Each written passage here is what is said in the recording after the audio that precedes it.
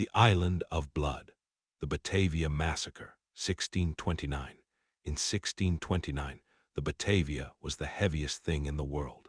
She was carrying 600 tons of oak, 250,000 silver guilders, and the weight of 341 human lives. But it was also carrying something far heavier, something invisible. She was carrying a philosophy of death that would eventually turn a paradise into a slaughterhouse.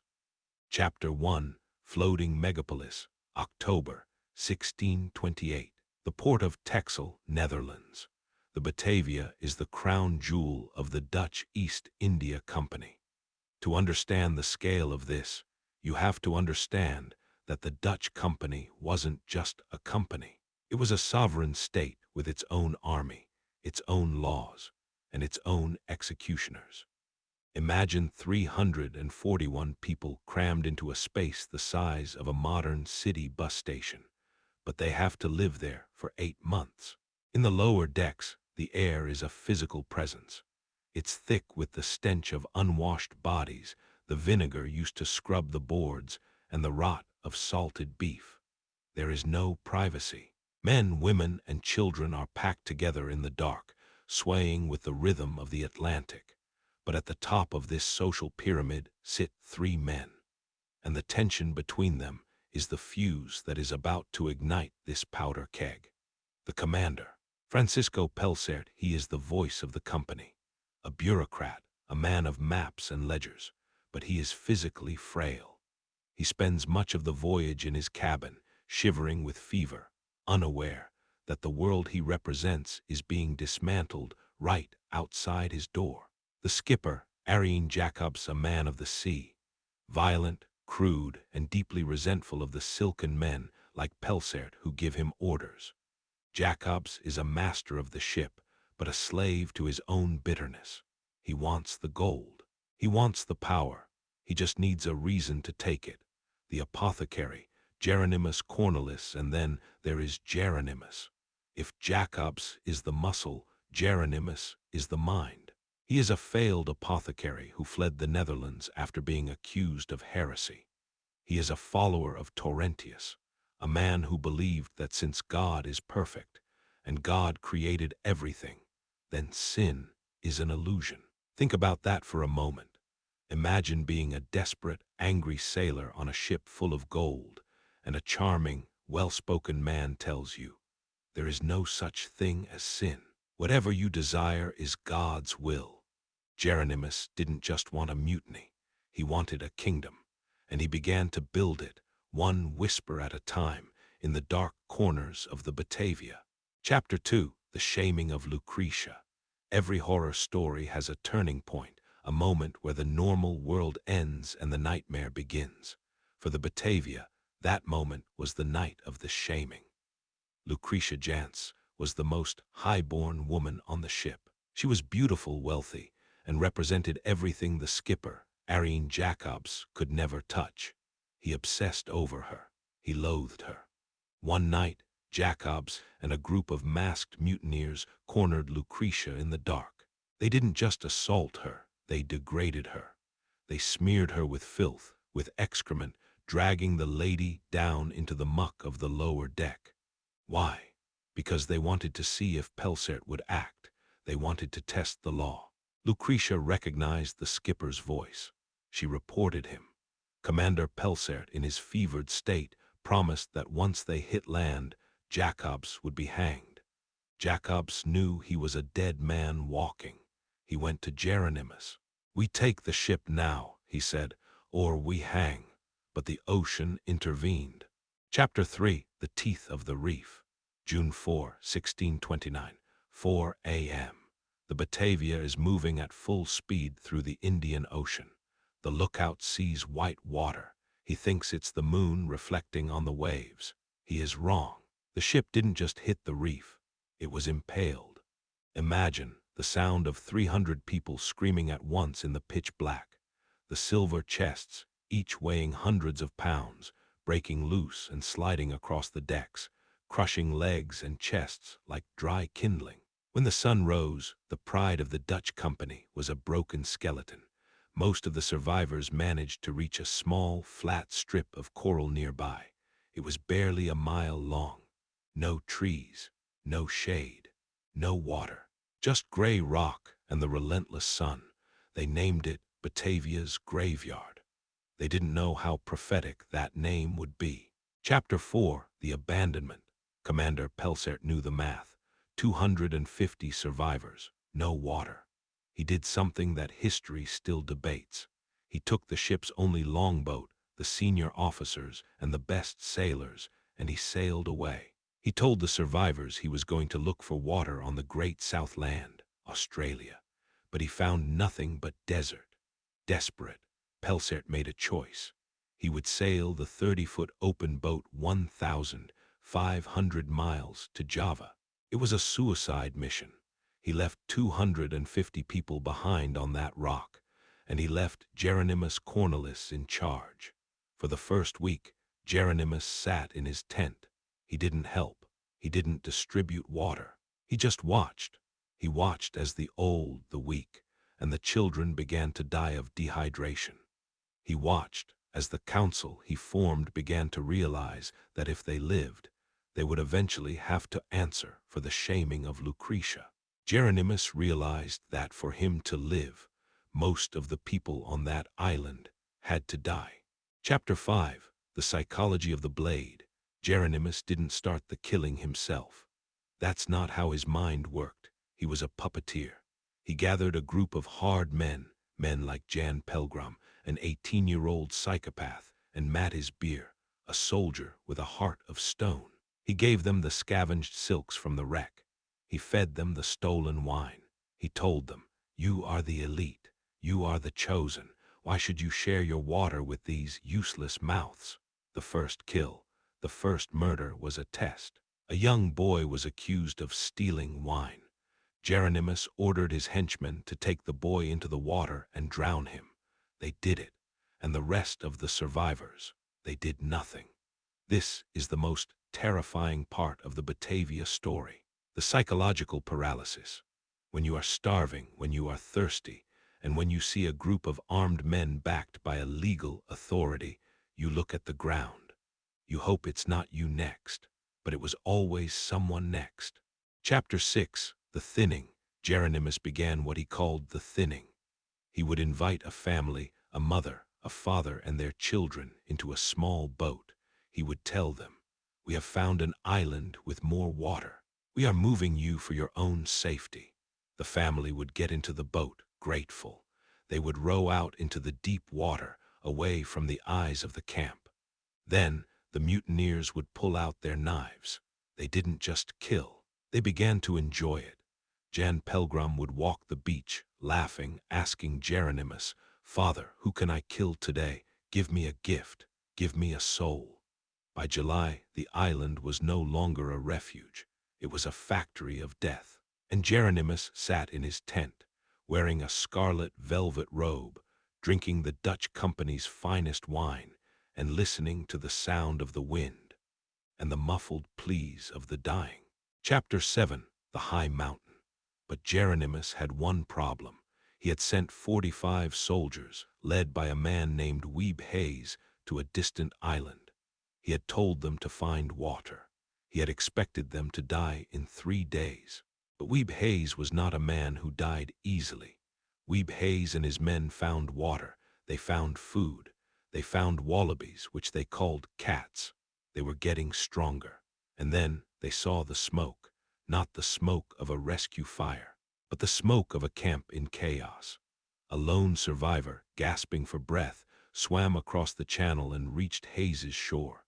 He told Hayes the truth. "The apothecary has gone mad. They are killing everyone. There are hundreds of bodies in the sand." Weeb Hayes looked at his men. They were soldiers. They had no swords. They had no muskets. "Fine," Hayes said. "If we have no steel, we will use the rock." Chapter 8, The Architect of Abyss. If part 1 was about the disaster of the sea, part 2 is about the disaster of the soul. By the second week on Batavia's Graveyard, the sun had bleached the wood of the wreckage white, and the sand was beginning to give up its secrets. Jeronimus Cornelisz, was no longer the apothecary. He had cast off his old life like a snake shedding skin. He now sat under a canopy of salvaged silk, a self-appointed king of a patch of dirt that was rapidly running out of food. The banquets of death. Jeronimus understood a fundamental truth about evil. Complicity is the ultimate chain. He began to host banquets. He would open the crates of expensive wine and serve fine cheeses to his inner circle of mutineers. As they ate, he would point to a group of survivors, perhaps a family of 3, and say, "They are eating our future. Fix it." The mutineers wouldn't just kill, they would perform. They began to view murder as a creative act. They developed a routine. They would take a victim fishing at night. Out in the dark water, away from the ears of the camp, they would use a garrote, a thin cord, to strangle them. Why? Because it was silent. It didn't wake the others. In the morning, Jeronimus would tell the camp that the victims had found a better island, and the survivors, desperate for hope, chose to believe the lie. Because to believe the truth meant they had to fight, and they were too tired to fight. Chapter 9. The Jan Pelgrim Protocols. Among the mutineers, there was one whose name still causes historians to shudder, Jan Pelgrim. He was barely 18, a cabin boy who had been bullied and beaten his whole life. In the chaos of the abrolhos, he found a father figure in Jeronimus. But Jeronimus didn't want a son. He wanted a weapon. Pelgrim became the court jester of the massacre. He would walk through the camp of starving people, wearing a stolen velvet hat, crying out, "Who wants to be killed today? The apothecary has a gift for you." He once took a young boy, an orphan whose parents he had already murdered, and told the child they were going to play a game. He led the boy to the edge of the water, told him to close his eyes, and then decapitated him with a single swing of a cutlass. Pelgrim didn't just kill for survival. He killed for the joy of the sound. He famously told the other mutineers that the sound of a neck snapping was like the crack of a dry twig in winter. This is the Batavia virus. When one man is allowed to kill with impunity, the men around him don't just follow, they escalate. Chapter 10. The Siege of Lucretia. But Jeronimus's ultimate prize was still Lucretia Jantz. Remember, she was the woman whose shaming had started the mutiny. She was now a prisoner in Jeronimus's tent. For weeks he didn't kill her. He wanted something worse. He wanted her to submit. He would lecture her for hours on his heresy. He would tell her that her husband was dead and that he was the only god left in the Indian Ocean. Lucretia was no victim. She was a survivor. She realized that as long as Jeronimus wanted her, she was safe. She played a dangerous game of psychological chess, feeding his ego, waiting for a mistake. While Jeronimus was distracted by his queen, he forgot about the soldier on the other island. Chapter 11. The Wallaby Warriors. 6 miles away on the high island, Weeb Hayes was building an army. They had no steel, they had no armor, but they had something the mutineers had lost: purpose. Hayes knew the mutineers were coming. He knew that eventually Jeronimus would run out of people to kill on his own island and would look toward theirs. The innovation of the rags. Hayes's men began to scavenge the beach. They found barrel hoops, thick iron bands from the ship's water casks. They spent days beating the iron against rocks, sharpening them into pikes. They tied heavy stones to the ends of driftwood to create morning stars. They even built a fort. It was a simple structure of stacked coral blocks, but in the flat, featureless abrolhos, it was a castle. It still stands today, the oldest European building in Australia. In late July, the first boat of mutineers arrived. They were led by Mattis Beer, a professional soldier who had turned traitor. They expected to find 45 skeletons. Instead, they found 45 giants. Hayes's men didn't wait for them to land. They waded into the surf, chest deep, in the shark-infested water. They pulled the mutineers out of the boats by their hair. They used their bare hands to drown them. The mutineers fled. For the first time, the apothecary's men had met a force they couldn't intimidate. Chapter 12, The Treaty of Lies. Jeronimus was furious. His divinity had been challenged. He decided to use his greatest weapon, diplomacy. He sailed to Hayes's island himself. He dressed in his finest red velvet. He brought a chest of silver and a gallon of wine. "Weeb," he said, standing on the beach, "there has been a misunderstanding. The people on the other island died of disease. We are the survivors. Let us join forces. Let us share the silver and wait for the ship together." It was a master class in manipulation. Jeronimus even offered Hayes a treaty written in fine calligraphy. The reveal, but Weeb Hayes was a common soldier. He didn't read fancy scripts. He read men. He looked at the wine Jeronimus brought. He looked at the mutineers hiding daggers behind their backs in the boats. Hayes signaled his men. In a flash, they lunged. They didn't kill Jeronimus, not yet. They tackled him. They tied him up like a hog. The God King was now a prisoner of the useless mouths. Chapter 13, The Final Stand. The mutineers back on Batavia's graveyard panicked.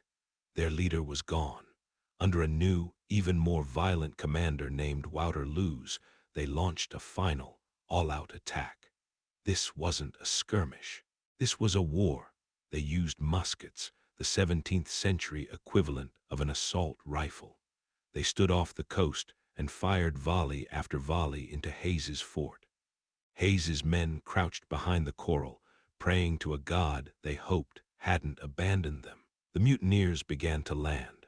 The beach was a chaotic mess of smoke, screaming, and the smell of gunpowder.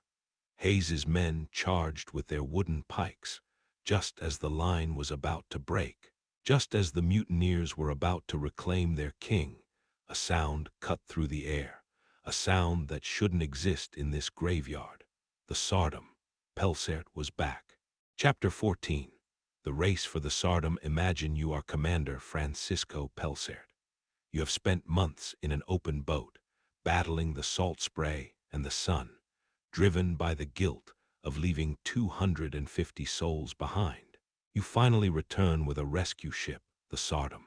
You expect to see campfires, cheering survivors, and the gratitude of the saved. Instead, as you drop anchor, you see two small boats racing toward you like sharks, scenting blood. In the first boat, Weeb Hayes. He is standing up, his clothes are rags, his hair is wild, and he is screaming at the top of his lungs. In the second boat, a pack of mutineers. They are dressed in stolen scarlet velvet and gold lace, their swords drawn, their eyes wide with the desperation of men who know the gallows are waiting for them. This was the most critical moment in the entire saga. If the mutineers reached the Tsardom first, they planned to board her, kill Pelsaert, and take the ship to become pirates. They would have told the Dutch company that Hayes was the mutineer. History would have been erased. But Hayes had the wind of the righteous behind him. He reached the ship first. He scrambled up the side, gasping for air. "Commander," he choked out, "do not let them board. They have murdered everyone. They have killed the children. They are monsters." Pelsaert looked over the railing. He saw the second boat. He saw the blood-stained silk. He saw the madness. He didn't ask questions. He ordered his soldiers to level their muskets. "One more stroke of the oar," Pelsaert roared, "and I will send you to the bottom." The mutineers stopped. They dropped their oars. The game was over. The law had returned to the Abrolhos. Chapter 15. The carnage revealed when Pelsaert stepped onto Batavia's graveyard. The smell hit him first. It wasn't just the salt and the sea. It was the smell of a shallow graveyard. He walked through the camp. He saw the empty wine crates. He saw the stolen jewels scattered in the sand. And then he saw the survivors. There were only 122 people left. Over 100 had been systematically slaughtered. The horror of discovery. He found Lucretia Jantz. She was alive, but she was a shadow of the woman who had boarded the Batavia. he found the council of mutineers, now cowering. And in a small stone cell on Hayes's Island, he found him, Jeronimus Cornelisz. He was still wearing his fine clothes. He still spoke with the honeyed tongue of an apothecary. "Commander," Jeronimus said, smiling, "you must understand. It was a necessity to conserve the water. I did it for the company." Pelsaert didn't respond with words. He responded with iron. Jeronimus was shackled and thrown into the dark hold of the Sardom. Chapter 16. The interrogation of Jan Pelgrim. Pelsaert was a bureaucrat. He needed confessions. And in 1629, the Dutch didn't just ask questions, they used the question. The mutineers were taken one by one. They were subjected to the water torture. A cloth was placed over their face, and water was poured until they felt they were drowning. The most chilling confession came from Jan Pelgrim. Under the pressure of the law, the court jester of the massacre broke. He didn't just confess, he bragged. He described the way he felt when he killed the children. He described how Jeronimus had whispered that they were beyond good and evil. Pelgrim wept, not out of remorse, but out of a terrifying, childish fear. He begged for mercy, claiming he was just playing a game. But Pelsaert's journal records the truth. Pelgrim was a monster that Jeronimus had given permission to exist. Chapter 17. The Sentence of the Apothecary. October 2, 1629. The sun is high. The survivors and the soldiers are gathered on the beach of Seal's Island. A massive gallows has been constructed from the wreckage of the Batavia. Jeronimus Cornelisz is led out. According to Dutch law, the leader of a mutiny must be punished in kind. Because Jeronimus had used his hands to sign the death warrants of so many, the law demanded those hands be taken first. Jeronimus was forced onto a wooden block. 2 heavy blows of the axe. He didn't scream. He looked at the stumps of his arms with a strange, detached curiosity. Even at the end, he seemed to believe he was a god watching a play. He was led up the ladder. As the rope was placed around his neck, he turned to the survivors, the people whose lives he had shattered, and he laughed. "I will see you all in the abyss," he whispered. Then, the drop. Chapter 18. The Lost Ones. But for 2 men, the rope was too merciful. Wouter Loos and Jan Pelgrim. Pelsaert decided on a psychological punishment. He marooned them on the mainland of Australia, the Great South Land. He gave them a small boat, some seeds, and a few tools. "You wanted a kingdom," Pelsaert told them. "Now you have a continent. May your sins be your only company." They were watched as they rowed toward the red cliffs of the Australian coast. They disappeared into the brush. They were never seen again. Some historians believe they died within days. Others believe they were the first Europeans to integrate with the indigenous tribes, leaving a trail of Dutch DNA in the Australian wilderness. The ghosts in the sand, the Sardom sailed away, leaving the Abrolhos to the wind and the sharks. But the story didn't end in 1629. In the 1960s, a team of divers and archaeologists returned. They found the Batavia victim, a skeleton of a man in his 20s. His skull had been cleaved in 2 from behind.